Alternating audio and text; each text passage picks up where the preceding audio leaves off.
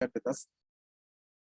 हमारे बीच में एक बहुत ही अच्छे रीति से सर ने हमें बताया कि किस प्रकार से प्रैक्टिकल बहुत सी चीज़ों को आपको बताया, सिर्फ़ आत्मिक चीज़ों को नहीं बताया। याद रखिएगा प्रैक्टिकल कई बार होता है ना हमारे बीच में कि बहुत से प्रचार हम सुनते हैं मगर कई बार ऐसा भी होता है कि हम सोचते सोचते तो प्रचार तो बहुत अच्छा था मगर इसको करें कैसे?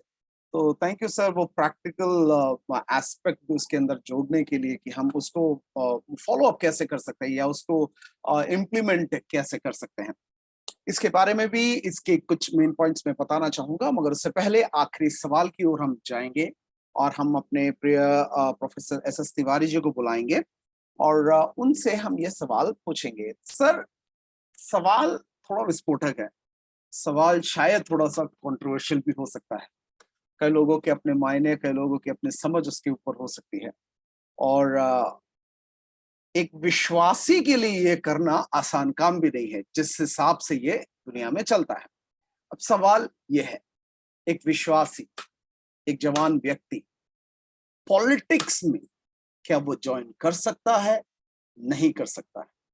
और हम जानते हैं कि आज आई मीन यू यूँ समझ लीजिए कि हम वो वर्ड पॉलिटिक्स ही बड़े नकारात्मक रूप से हम अपने भाषाओं में इस्तेमाल करते हैं, कि भई ये सब पॉलिटिक्स है, ये सब पॉलिटिक्स है। आई मीन उसका कहने का मतलब ये है कि सही नहीं हो रहा है कुछ। आई मीन दैट्स हाउ हम उसको अपने बोलचाल की भाषा में समझते हैं। तो सर आप अपने विचारों को थोड़ा हमारे सामने व्यक्त करें कि ये पॉलिटिक्स में जुड़ना एक विश्वासी के लिए आई मीन वो सही है, नहीं है? क्या लगता है? जी, thank you so much brother for your question. आपको मेरी आवाज़ अच्छे से आ रही है, मैं उम्मीद करता हूँ। जी, जी। Thank you. बिल्कुल आपका सवाल बहुत लाज़मी है। बहुत सारे लोग पॉलिटिक्स को गंदा समझते हैं। वो कहते हैं कि इससे एक विश्वासी को दूर रहना चाहिए और ज़्यादातर लोग कोटेशन देते हैं कि अंधकार और ज्योति का क्या मेल, सांसारिकता से हम ऊपर उठ चुके हैं, बहुत सारी बातें। लेकिन वचन दूसरी तरीके से बात करता है। आज आपका नज़रिया परमेश्वर ज़रूर बदलेंगे। मैं ऐसी अपेक्षा करता हूँ। इसके लिए आप कुछ वचन मेरे साथ पढ़ेंगे। सबसे पहली बात हम पढ़ेंगे मत्ती की किताब, उसका 6वां अध्याय, उसकी 10वीं आयत।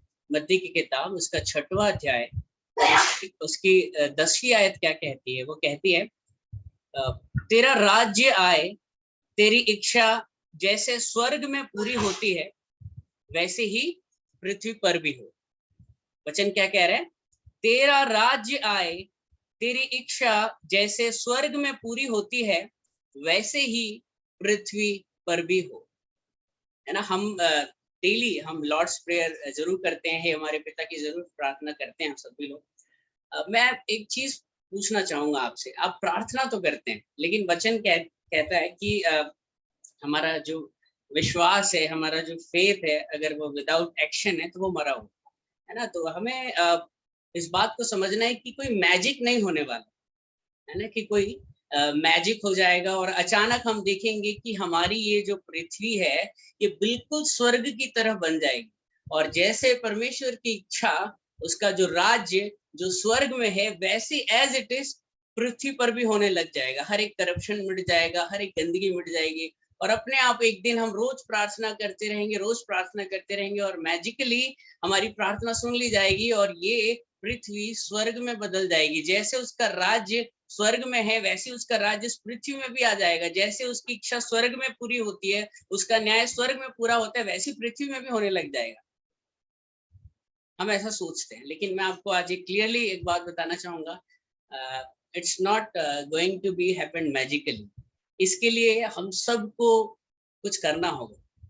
हमें अपनी जिम्मेदारी को समझना होगा और इसकी जिम्मेदारी परमेश्वर ने हमें दी है। इसके लिए हम एक और वचन पढ़ेंगे। मेरे साथ आप निकाल सकते हैं पहला कुरिन्थियों की किताब, उसका 3रा अध्याय और उसकी 9वीं आयत। पहला कुरिन्थियों की किताब, उसका 3रा अध्याय और उसकी 9वीं आयत। यहाँ पर इस प्रकार से लिखा है, क्योंकि हम परमेश्वर के सहकर्मी हैं, because we are co-workers of lord Jesus Christ.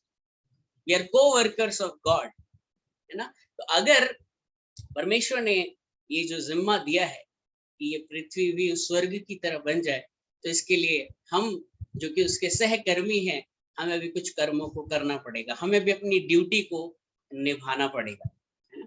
और हमारे पास समय की कमी है, इसलिए मैं इसे 10 मिनट में, हालांकि पूरा एक घंटा लग सकता है इसमें, बट मैं बहुत नटशेल में आपको बताऊंगा। आप मेरे साथ निकालें यशायाह की किताब, उसका 9वां अध्याय और उसकी 6वीं आयत। यहाँ पर क्या लिखा है? क्योंकि हमारे लिए एक बालक उत्पन्न हुआ, हमें एक पुत्र दिया गया और प्रभुता उसके कांधे पर होगी। प्रभुता का मतलब गवर्नेंस, है ना? ये जो साम्राज्य जो है ना, बाइबल कहती है कि प्रभुता उसके कांधे पर होगी और उसका नाम अद्भुत युक्ति करने वाला, पराक्रमी परमेश्वर, अनंत काल का पिता और शांति का राजकुमार रखा जाएगा। मैं आपका ध्यान यहाँ पर लेकर जाना चाहूंगा कि हमारा जो परमेश्वर है उसका उसका इस प्रकार से यहाँ पर डिस्क्रिप्शन मिला है, जो जो मनुष्य रूप में आया, जो देह रूप में आया, है ना, उसके बारे में इस प्रकार से लिखा है कि प्रभुता उसके कांधों पर होगी। प्रभुता उसके कांधों पर होगी। आप किसी इंसान के कंधों की, शोल्डर की अहमियत समझते हैं? आपने एक मूवी देखी होगी, शोले। शोले मूवी में जो आपने देखा होगा, दिलीप कुमार साहब जिसके दोनों हाथ गब्बर सिंह ने काट दिए हो, वो किसी काम के लायक नहीं रहता, किसी काम के लायक नहीं रहता। और एक इंसान है ना, जिसके जो दोनों कांधे अगर कट चुके हो तो वो किसी काम का नहीं होता है। और परमेश्वर क्या कह रहा है? यू आर माई को वर्कर, यू आर माई को वर्कर। तो परमेश्वर हमें ये सौभाग्य दे रहा है, जैसे हम कहते हैं ना, he is my right hand, he is my left hand. हम परमेश्वर के वो कांधे हैं, हम परमेश्वर के वो हाथ हैं। हमें याद होगा कि जिस प्रकार से मूसा जब पर्वत पर प्रार्थना करते करते थकने लग गया, तो हूर और हारून ने उसके दोनों हाथों को उठा लिया था। हम देखते हैं जितनी देर वो हाथ उठाकर रखता था, उतनी देर जो हम देखते हैं कि अमालेक की सेना जो है वो प्रबल नहीं हो पाती थी। लेकिन जैसे ही वो हाथ गिरते थे, अमालेकी जो है वो यहोशू जब उनसे लड़ रहा था, वो उन पर प्रबल होने लगे। तो आप यहाँ समझ रहे हैं कि ये जो हाथ हैं, ये जो शोल्डर्स, उस समय मूसा के लिए ये रोल किसने निभाया? हूर और हारून। आज परमेश्वर कहता है यू आर माई कोवर्कर। परमेश्वर कह रहा है कि पके हुए खेत तो बहुत हैं, लेकिन मजदूर थोड़े हैं। परमेश्वर को अपने एम्पायर में, अपने ऑर्गेनाइजेशन में, अपने उस हेवनली इंस्टीट्यूशन में आज एम्प्लॉइज की जरूरत। He is looking for dedicated and loyal employees. क्या आप उसके मजदूर बनने के लिए, क्या आप उसके सहकर्मी बनने के लिए तैयार हैं? बहुत से लोग कहते हैं I am jobless, I am jobless, मेरे पास कोई जॉब नहीं है, मेरे पास कोई काम नहीं। मैं आपको आज इनविटेशन देना चाहूंगा एक ऐसी जॉब वैकेंसी का जो ना सिर्फ आपके, लेकिन आपके पूरे घराने की और आपके पूरे देश की जिंदगी बदल सकती। Are you going to accept this job invitation? आज परमेश्वर बोल रहे हैं कि पके खेत तो बहुत हैं, लेकिन मजदूर थोड़े हैं। वो आपको अपना एम्प्लॉय बनाना चाहता है, वो आपको अपने खेतों की कटनी के लिए आज इनविटेशन दे रहा है। He is going to offer you an appointment letter. क्या आप एक्सेप्ट करते हैं इसको? बहुत से लोग सोचते हैं ये बहुत कठिन काम, ये बहुत कठिन काम, इसीलिए आज मजदूर बहुत थोड़े। कौन जिम्मा उठाएगा? परमेश्वर का वचन कह रहा है कि कौन मेरे लिए जाएगा? Who shall stand in the gap? कौन खड़ा होगा? सब बोलते हैं अरे नहीं, ये तो उसका काम है, ये उसका काम है, पहले आप, पहले आप। हम हमेशा भागते हैं अपनी जिम्मेदारियों से, लेकिन परमेश्वर बोल रहा है मेरे पास मजदूर थोड़े हैं। परमेश्वर की निगाहें आज ऐसे लोगों को ढूंढ रही हैं जो उसके इस कमीशन को पूरा करने के लिए, कि जैसे उसका राज्य स्वर्ग में है वैसे ही उसका राज्य इस पृथ्वी पर भी आए, इसको पूरा करने के लिए लोग मेहनत करें, इसका बीड़ा उठाए। परमेश्वर कह रहा है कि क्या तुम मेरे कंधे बनने के लिए तैयार हो? परमेश्वर का वचन कहता है कि प्रभुता उसके कांधे पर होगी, और उसके कांधे कौन है? आप और मैं। हम ही वो हैं जो उसके इस राज्य को इस पृथ्वी पर लेकर आने वाले। जब तक ये शोल्डर काम नहीं करेंगे, इनएक्टिव पड़े रहेंगे, पैरालाइज रहेंगे, वो स्वर्गीय राज्य कभी भी इस पृथ्वी पर नहीं आ सकते। आज जरूरत है हमें एक्शन मोड में आने की। We have to act now. We cannot be simply just sitting at a place and just criticizing and condemning all the politicians. No. एक बहुत अच्छी मूवी है, मैं मूवीज देखता हूँ डेफिनेटली, पहले तो ज्यादा देखता था, अभी तो हालांकि इतना नहीं देख पाता। रंग दे बसंती एक मूवी है, उसमें आमिर खान एक बहुत अच्छी बात कहता है, इस दुनिया में दो तरीके के लोग होते हैं। एक वो लोग जो भी कुछ हो रहा है उसको वो देखते रहते हैं, जो उसको चुपचाप देखते रहते हैं, उसको सहते रहते हैं। और वो कहता है दूसरे तरीके के लोग होते हैं जो उसको बदलने के लिए कुछ करते हैं, जो उन हालातों से कंप्रोमाइज नहीं करते हैं, जो उन हालातों को बदलने के लिए बीड़ा उठाते हैं।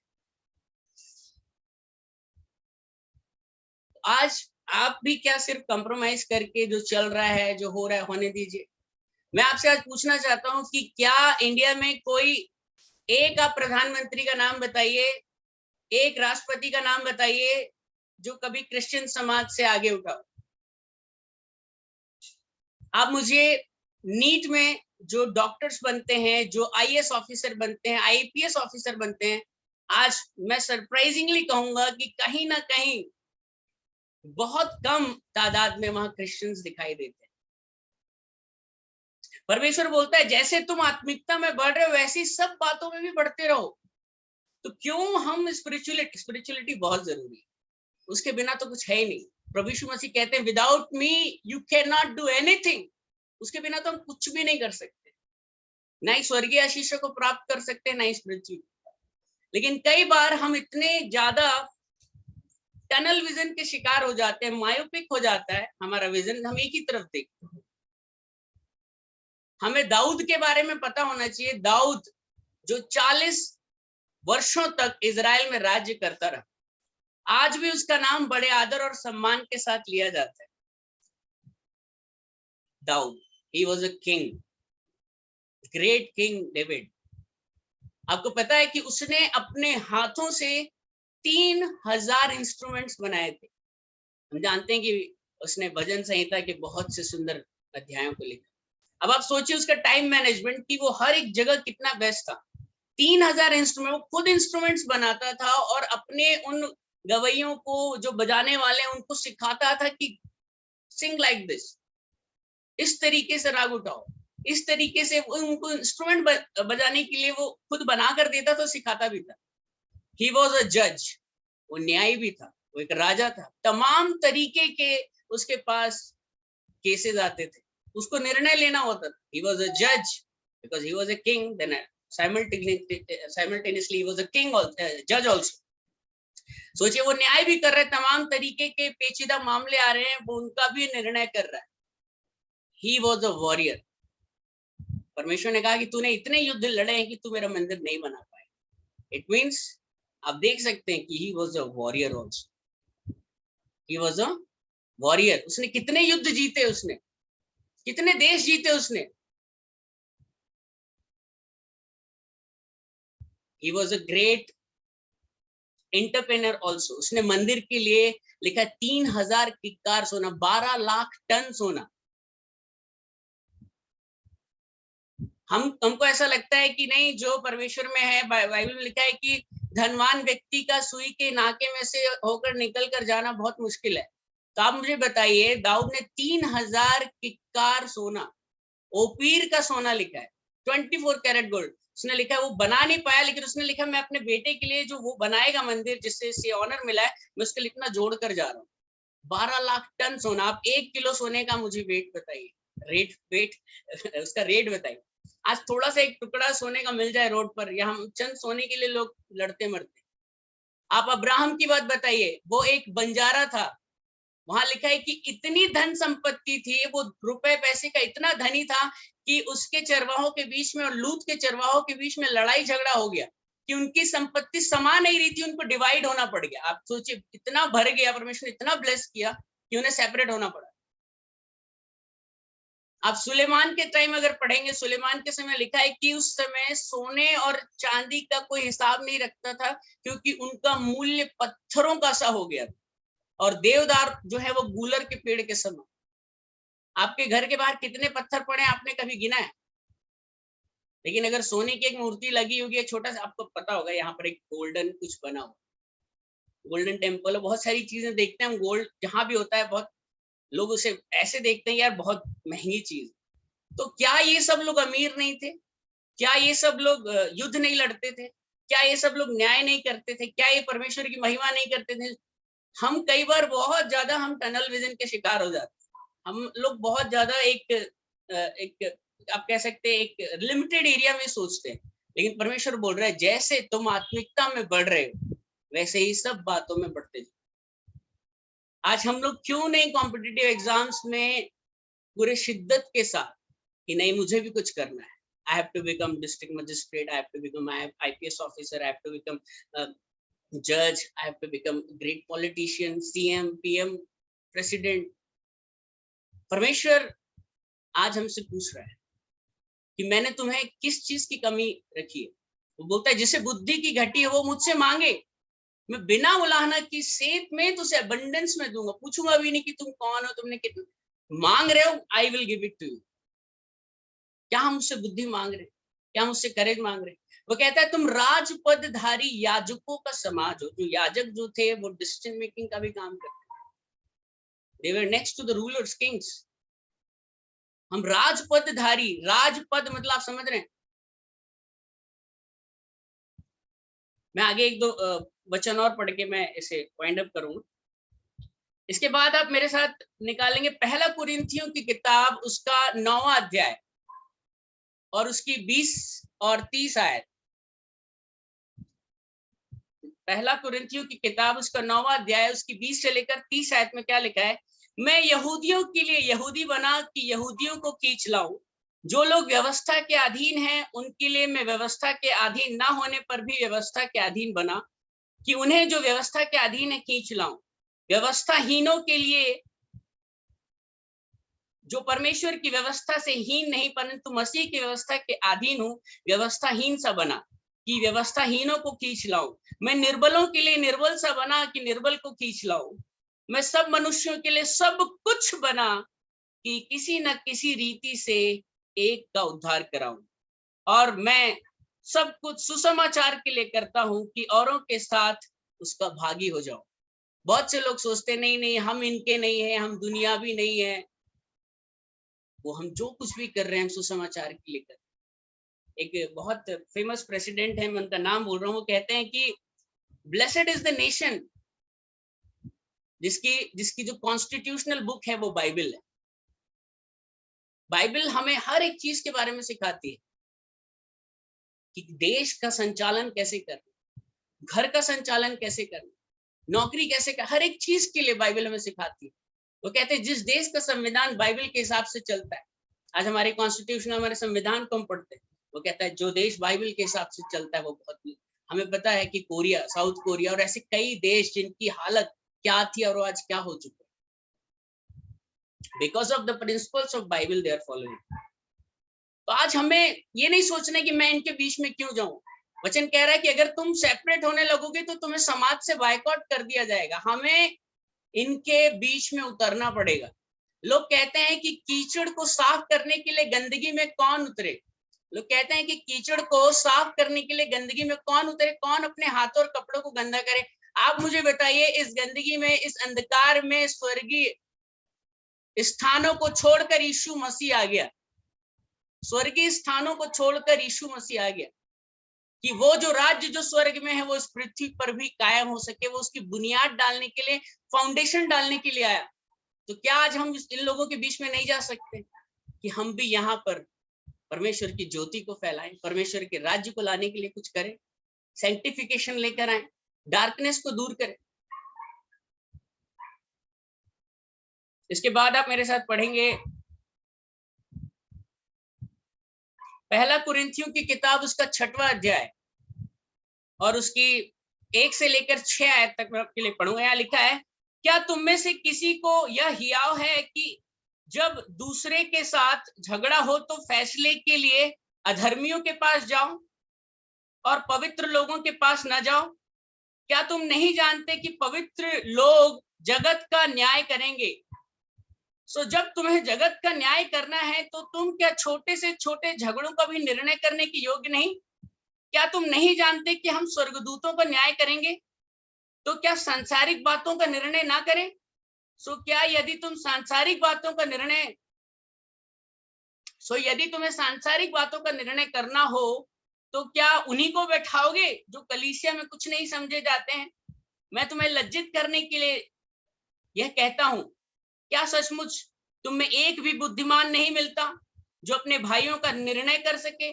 वरन भाई भाई में मुकदमा होता है और वह भी अविश्वासियों के सामने।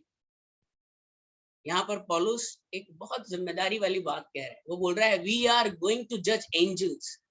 हम जो पवित्र लोग हैं, जो मसीह विश्वास, हम लोग स्वर्गदूतों का न्याय करेंगे।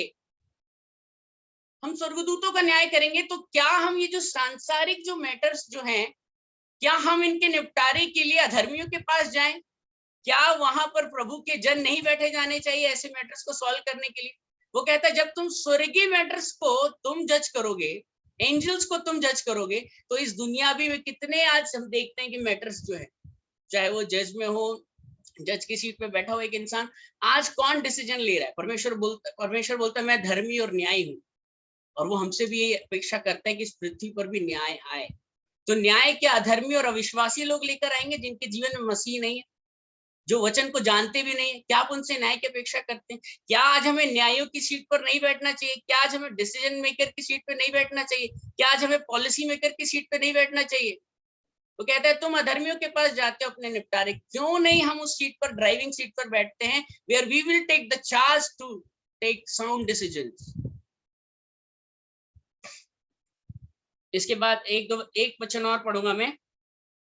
दूसरा इतिहास की किताब, उसका पहला अध्याय, उसकी 11 से लेकर 12 आयत में लिखा है, परमेश्वर ने सुलेमान से कहा, तेरी जो ऐसी मंशा हुई, अर्थात तूने ना तो धन संपत्ति मांगी है, ना ऐश्वर्य, और ना अपने बैरियों का प्राण, और ना दीर्घायु मांगी, केवल बुद्धि और ज्ञान का वर मांगा है, जिससे तू मेरी प्रजा का, जिसके ऊपर मैंने तुझे राजा नियुक्त किया है, न्याय कर सके। इस कारण बुद्धि और ज्ञान तुझे दिया जाता है, और मैं तुझे इतना धन संपत्ति और ऐश्वर्य दूंगा जितना ना तो तुझसे पहले किसी राजा को मिला और ना तेरे बाद किसी राजा को मिलेगा। यहाँ पर एक सुंदर बात जो परमेश्वर के हृदय को गदगद कर देती है, एकदम परमेश्वर का हृदय प्रफुल्लित हो जाता है खुशी के बारे। बोलता है, वाह, मांगने वाले ने भी क्या मांगा है। सुलेमान ने कुछ नहीं मांगा, दीर्घायु नहीं मांगी, शत्रुओं के प्राण नहीं मांगे, धन। उसने बोला, Lord give me wisdom, give me knowledge, how I can save your people. परमेश्वर को अपने क्रिएशन से बहुत लगाव है। वो अपनी सृष्टि की रक्षा करने के लिए उसने राजा, उसने भविष्यवक्ता, उसने न्यायी टाइम टाइम पे नियुक्त किए। परमेश्वर आज बोल रहा है, क्या तुम मेरे इस राज्य को, इस पृथ्वी को जिसको मैंने बनाया है, मेरी इन भेड़ों को जो आज भटक चुकी हैं, क्या इनको चलाने के लिए, इनका संचालन करने के लिए, इन आत्माओं को जीतने के लिए, क्या आज तुम तैयार हो? क्या हम परमेश्वर से बुद्धि मांग रहे हैं, गाइडेंस मांग रहे हैं? परमेश्वर जब हम इस तरीके की प्रार्थना करते हैं, लॉर्ड गिव मी विजडम, कि तेरा राज्य कैसे इस पृथ्वी पर आ सकता है, तेरी गवर्नेंस कैसे आ सकती है, Lord give me wisdom, Lord give me power. और परमेश्वर बोलता है, जब हम ऐसी प्रार्थना करेंगे, परमेश्वर बोलेगा कि मैं इसके साथ साथ तुझे दीर्घायु, धन संपत्ति इतनी दूंगा जितनी आज से पहले किसी के पास ना हुई थी ना होगी। परमेश्वर का एक और वचन कहता है कि परमेश्वर ने हमें पूंछ नहीं लेकिन सर ठहराया। पूंछ मतलब पीछे रहना। हमें कई बार आदत पड़ चुकी है कि हम पूंछ बन के पीछे ही रहे। परमेश्वर बोलता है, मैंने तुम्हें सर ठहराया। हम राजपदधारी याजकों का समाज, हम स्वर्गदूतों का निर्णय करने वाले। आज हम अपनी जिम्मेदारियों को समझें। हम पॉलिटिक्स को, इन चीजों को गंदा ना कहें, लेकिन इन गंदगी को साफ करने के लिए आज हमें स्वयं उतरना होगा। प्रभु यीशु मसीह इन वचनों के द्वारा, इस एक्सप्लेनेशन के द्वारा आप सबको आशीषित करें। Praise the Lord. Thank you. बहुत बहुत धन्यवाद तिवारी जी, बहुत अच्छे शब्दों को हमारे बीच में कहने के लिए, और ये समझाने के के लिए कि पॉलिटिक्स सिर्फ दूर से खड़े होकर देखने की एक चीज नहीं है, बल्कि मसीहों को भी उसमें उतरना आवश्यक है। मैं जल्दी से शुरुआत से लेकर सारे बातों का संक्षिप्त में जल्दी से मैं कुछ बताना चाहूँगा। उसके बाद मैं बहन मनप्रीत जी को दूँगा कि बाकी की मीटिंग को समाप्ति की ओर वो ले चलें। पहले हमने पास्टर बिजू से देखा, सबसे पहली जो बात कही वो मुझे बहुत अच्छी लगी कि गॉड इज़ कंपैशनेट, परमेश्वर दयावान है, दया है उनके अंदर। और वचन हमें क्या बताता है कि हम मसीह के प्रतिबिंब है या परमेश्वर के प्रतिबिंब है, हमें उन्हीं के समान होना है, राइट? उन्हीं के स्वरूप में हम बनाए गए हैं, तो हमें दयावान होना चाहिए कि नहीं होना चाहिए? तो समाज में वो समाज के प्रति वो दया एक मसीह के अंदर एक नेचुरल सी बात होनी चाहिए। हमने देखा कि सिर्फ नए नियम में नहीं, नए नियम में तो फिर चलो कहा गया है कि भाई शत्रुओं से भी प्रेम करो, मगर हमने कुछ एक वचनों से पास्टर बिजू ने हमें दिखाया कि पुराने नियम में तक जहां पर हम ज्यादातर देखते हैं कि परमेश्वर बस एक जनता के ऊपर यानी इज़राइल के ऊपर अपनी टकटकी लगाए देखे हुए हैं, बल्कि इनको इनको बड़ा करना है, इनको खिलाना है, इनको पिलाना है, सब कुछ करना है। मतलब उनको आज्ञा देते समय क्या कहा है कि तुम परदेशियों का भी, अन्य जाति के लोगों का भी ख्याल रखना। यानी पुराने नियम में तक वो कहा गया, नए नियम में तो फिर छोड़ो। पर प्रभु यीशु मसीह ने कहा कि भाई किसी के भी नंगे को भूखे को तुम खिलाओगे, इसका मतलब ये हुआ कि तुम मेरे लिए कर रहे हो, किसी और के लिए नहीं, तुम मेरे लिए कर रहे हो। तो वो एक दिमाग में हमेशा हमें रहना चाहिए। जो कुछ आप एक जरूरतमंद के लिए करते हैं, आप परमेश्वर के लिए करते हैं। और इसी प्रकार हमने देखा कि सिर्फ शब्द हमारे लिए काफी नहीं है। सुसमाचार सुनाना, भाई साहब ने कहा था सुसमाचार सुनाना जरूरी है, मगर सुसमाचार सुनाने के साथ साथ हमें कभी कभी कुछ कार्य भी करना आवश्यक है। किसी भूखे से कहना कि मैं तुम्हारे लिए प्रार्थना करूंगा काफी नहीं है, उसको थोड़ा भोजन भी खिलाना जहां तक हमसे हो सकता है वो भी आवश्यक है। हमने देखा डॉक्टर शाइन से कि किस प्रकार जैसे मैंने पहले भी कहा था, डॉक्टर शाइन ने जब कुछ एक बातों को कहा था तो सिर्फ प्रचार ही नहीं, प्रैक्टिकल चीजें भी दिखाई थी कि किस प्रकार आप उसको इम्प्लीमेंट कर सकते हैं। कई लॉजिक, कई कई आइडियाज आपको दिए। आप अपनी कलीसियाओं में जाकर आप अगर आप भूल गए हैं या लिख नहीं पाए हैं, नोट नहीं कर पाए हैं, तो फेसबुक में हमारा ये वीडियो पड़ा रहेगा, आप उसमें दोबारा देखिए, उसको नोट डाउन करिए, आइडियाज लीजिए, अपने पास्टर के पास जाइए, अपने यूथ लीडर के पास जाइए और उसको इम्प्लीमेंट करने के लिए कोशिश करिए। उसी के साथ साथ हमें ध्यान रखना है कि हमें अपने जीवन में एक लक्ष्य की आवश्यकता है, अपनी जिम्मेदारी को हमें उठाने की आवश्यकता है, हमारा कैरेक्टर, हमारा चरित्र है उसको संभाले रखने की आवश्यकता है। और कई चीजों के बारे में बताया, खास तौर से एक और जो शब्द है वो मैं बताना चाहूंगा कि हम यूनिक हैं। हमेशा याद रखिएगा, मसीह लोग यूनिक हैं क्योंकि परमेश्वर ने हमें यूनिक बनाया है। तो हमारी हरकतें भी, मैं थोड़ा थोड़ा एक एक व्यंग के अंदाज में कहना चाहूंगा, मगर थोड़ा हमारी हरकतें भी यूनिक होनी चाहिए। प्रभु के अनुसार हमारी हरकतें होनी चाहिए, हमारे कार्य होने चाहिए।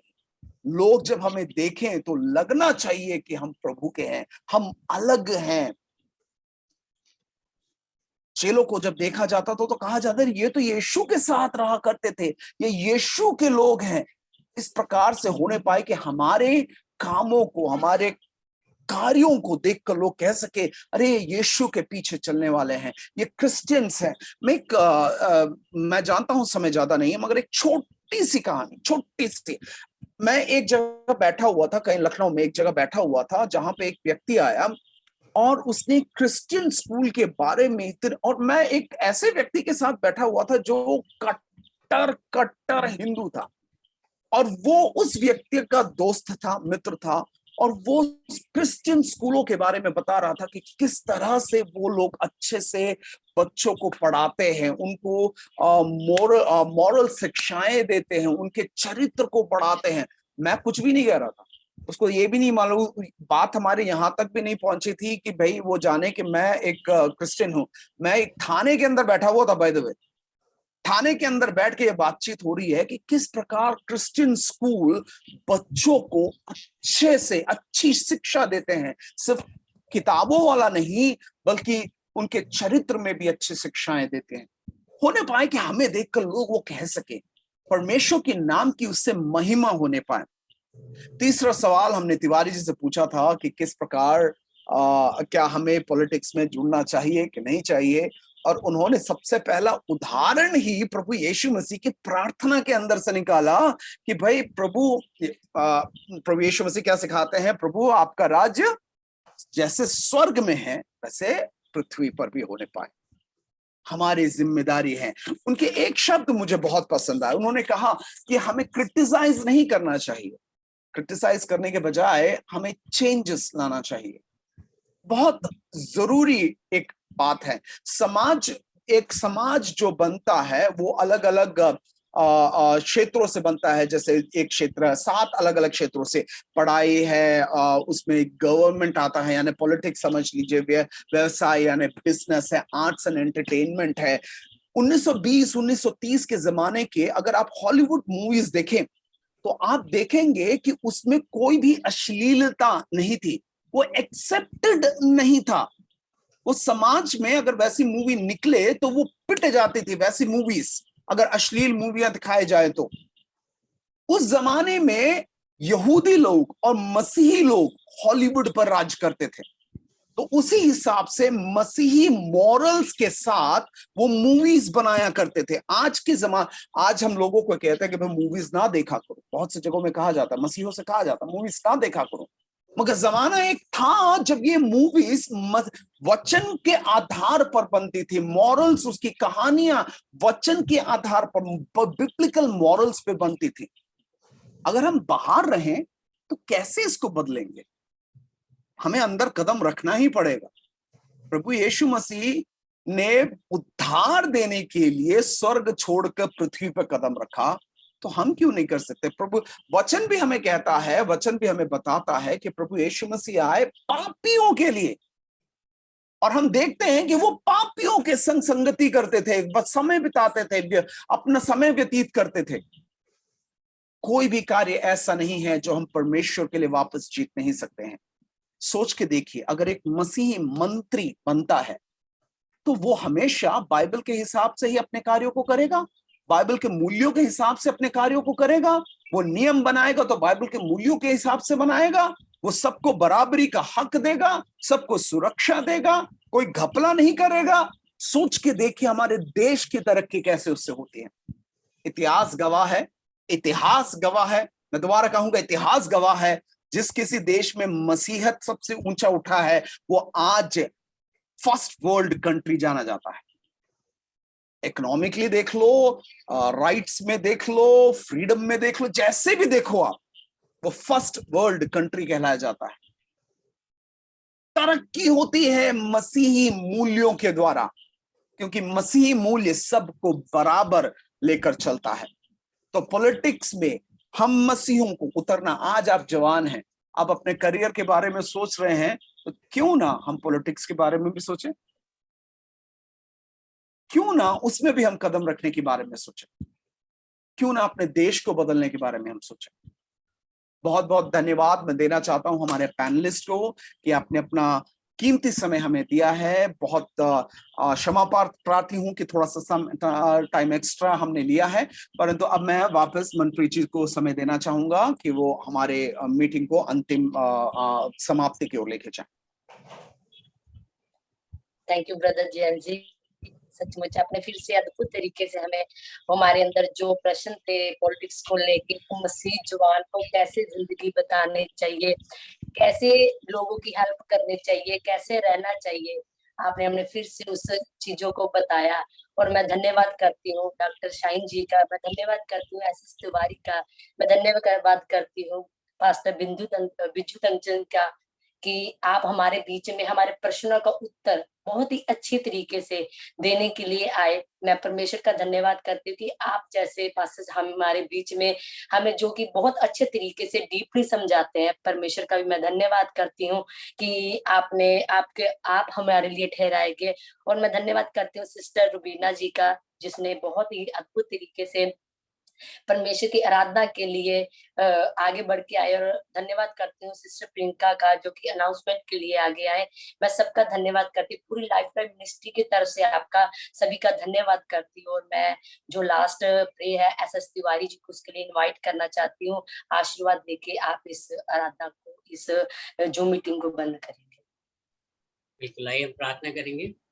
Thank you gracious heavenly father, thank you dear lord Jesus, thank you dear holy spirit. प्रभु तेरा नाम पवित्र है प्रभु, तू महान है परमेश्वर पिता। सच में प्रभु हम प्रतिदिन इस प्रार्थना को करते हैं प्रभु कि जैसे तेरा राज्य स्वर्ग में है प्रभु, वैसे ही तेरा राज्य इस पृथ्वी पर आए प्रभु। जैसे तेरी विल स्वर्ग में पूरी होती है प्रभु, वैसे ही इस पृथ्वी पर भी तू चाहता है प्रभु कि 2 स्वर्ग बन जाएं प्रभु, एक आसमान में और एक इस पृथ्वी पर भी प्रभु। लेकिन इसके लिए तूने हमें जो रिस्पॉन्सिबिलिटी दी है परमेश्वर पिता कि हम तेरे सहकर्मी बने प्रभु, तेरे मजदूर बने प्रभु। इसके लिए प्रभु तो आज हर एक मन को प्रेरित कर परमेश्वर पिता, हर एक को वो परमेश्वर पिता, वो तो प्रभु रॉयल अनॉइंटिंग दे परमेश्वर पिता, वो किंगली अनॉइंटिंग दे प्रभु, वो राजकीय अभिषेक दे प्रभु कि हमारे प्रभु समाज से प्रभु राजा उत्पन्न हो परमेश्वर पिता, हमारे कुलों से राजा उत्पन्न हो प्रभु, शासक उत्पन्न हो परमेश्वर पिता, रूलर्स परमेश्वर पिता, एडमिनिस्ट्रेटर्स परमेश्वर पिता उत्पन्न हो प्रभु। ऐसा अभिषेक हर एक जन को जो यहाँ मौजूद है परमेश्वर पिता, उसको और उसके बच्चों को प्रभु, उसके पूरे घराने को देना प्रभु। इस लाइफ लाइट मिनिस्ट्री को ब्लेस करना, सभी लोगों को जिसने हाथ बढ़ाया प्रभु सबको ब्लेस करना, यीशु के नाम से पिता, आमीन। अब हमारे पिता परमेश्वर यहोवा का प्रेम, प्रभु यीशु मसीह की दया और पवित्र आत्मा की सहभागिता अब से लेकर सदा तक और हम सब के साथ और तमाम इजरायलियों और यहूदियों के साथ बनी रहे, यीशु के नाम से पिता, आमीन। सबको जय मसीह की। यदि आपके पास कोई प्रश्न है, कुछ भी है, तो आप जिस तरह से आपको लिंक्स मिले थे आज की मीटिंग के द्वारा, उसी के द्वारा हमसे संपर्क कर सकते हैं। उन्हीं नंबरों में, उन्हीं के द्वारा आप हमसे संपर्क कर सकते हैं। एक और बात स्मरण दिलाना चाहता हूँ कुछ लोगों के लिए जो हमारे संडे के लीडरशिप मीटिंग में या ट्रेनिंग में जुड़े हुए हैं, वो स्मरण रखिएगा और उसमें सही रीति से सही समय पे सम्मिलित होने का प्रयत्न करते रहिएगा। बहुत बहुत धन्यवाद। एक और बात, सभी पैनलिस्ट को मैं धन्यवाद देना चाहता हूँ और सभी पार्टिसिपेंट्स को मैं धन्यवाद देना चाहता हूँ कि आज हम बीच में अब जुड़े हैं, हमसे मिलकर आपने संगति की है। Thank you so much. सबको जय मसीह की। शुभ रात्रि।